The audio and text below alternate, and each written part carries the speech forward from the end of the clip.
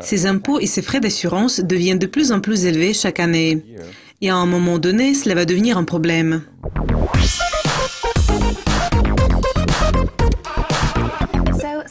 Le système de soins de santé de la Suisse est reconnu pour sa haute qualité et sa grande accessibilité. Nicolas, pourriez-vous dire que le système de soins de santé de la Suisse est le meilleur dans le monde? Il est assez difficile de dire que nous sommes les meilleurs dans le monde. Mais je dirais que nous sommes parmi les meilleurs dans le monde. Pourquoi? Je vais vous donner l'exemple de Genève. La ville de Genève possède un énorme hôpital universitaire et 4 cliniques privées pluridisciplinaires. Pluridisciplinaire veut dire que ces cliniques peuvent fournir des soins dans de différentes spécialités médicales.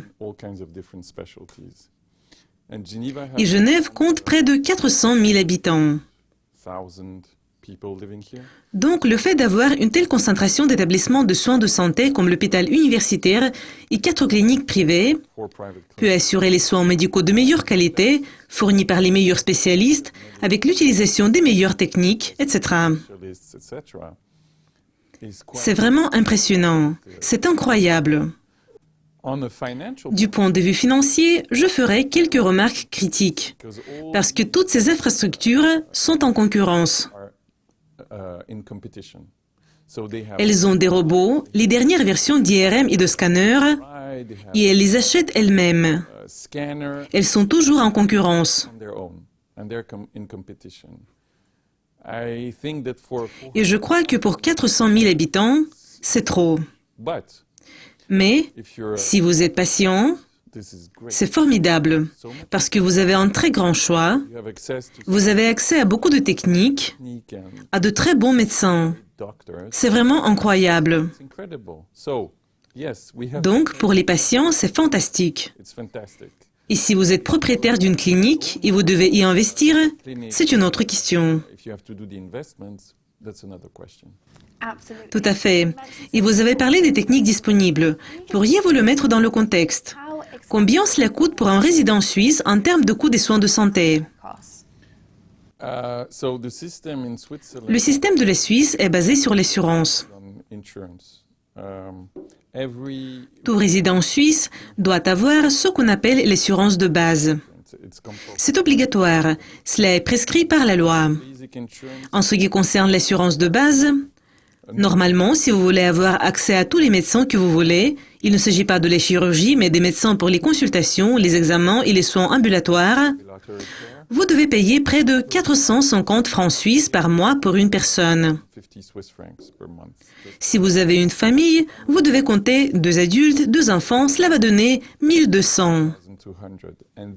Et puis, en plus, si vous voulez avoir des soins dans une clinique privée, pour le résident suisse, vous devez ajouter près de 200 francs suisses par mois.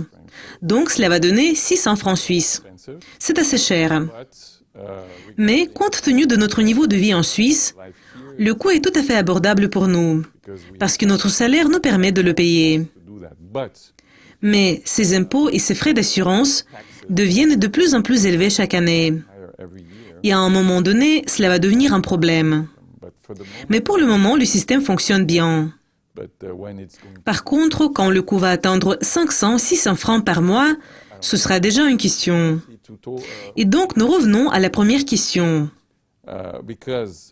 Nous avons vraiment une très grande offre. Mais en même temps, cela coûte cher d'avoir une si grande offre. Donc, les frais d'assurance augmentent. Oui, c'est ça. Et je suis sûre que pour les résidents, ce n'est pas une somme très importante. Mais pour les gens qui veulent venir en Suisse pour recevoir des soins, cela pourrait représenter un vrai obstacle. Vous avez raison. Si vous êtes étranger et vous n'avez pas d'assurance, donc vous devez payer ce montant de votre poche pour la plupart du temps. Et il y a une très forte concurrence dans le monde.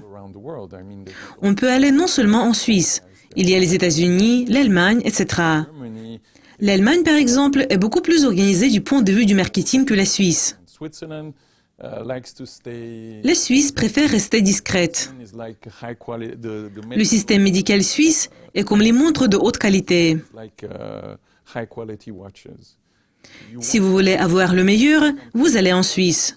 Vous ne devez pas compter combien vous allez dépenser, mais vous y venez si vous voulez avoir le meilleur. Ici comme ailleurs, il y a de bons et de mauvais médecins, évidemment. Mais en général, vous allez recevoir un des meilleurs traitements dans le monde. Mais vous devez payer beaucoup. Et comme vous avez dit, ce qu'on reçoit vaut le prix. C'est absolument vrai. Mais si vous avez de bons contacts et si vous êtes bien conseillé, parfois les gens s'adressent aux mauvais médecins. Les médecins qui probablement ne s'intéressent qu'à l'argent. Cela existe partout dans le monde, y compris en Suisse. Mais si vous faites un bon choix, ce que vous recevez vaut le prix. Nicolas, lors de votre interview précédente, vous avez parlé des innovations médicales de la Suisse. Pourriez-vous dire que c'est la Suisse qui mène les innovations médicales?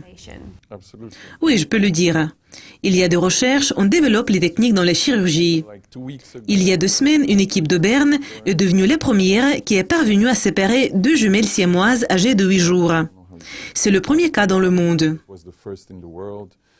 On travaille sur les techniques pour les gens aveugles pour qu'ils puissent voir de nouveau.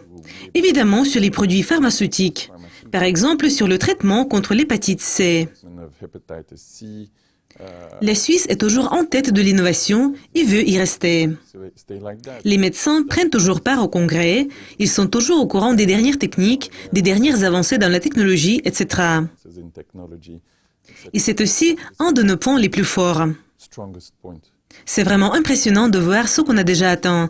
Merci de votre participation et d'avoir partagé vos points de vue. Je vous en prie, c'est toujours un plaisir. Merci. Cela conclut notre interview avec Nicolas, mais restez à l'écoute de Lucascopy TV pour voir plus de mises à jour et d'interviews exclusives. Au revoir.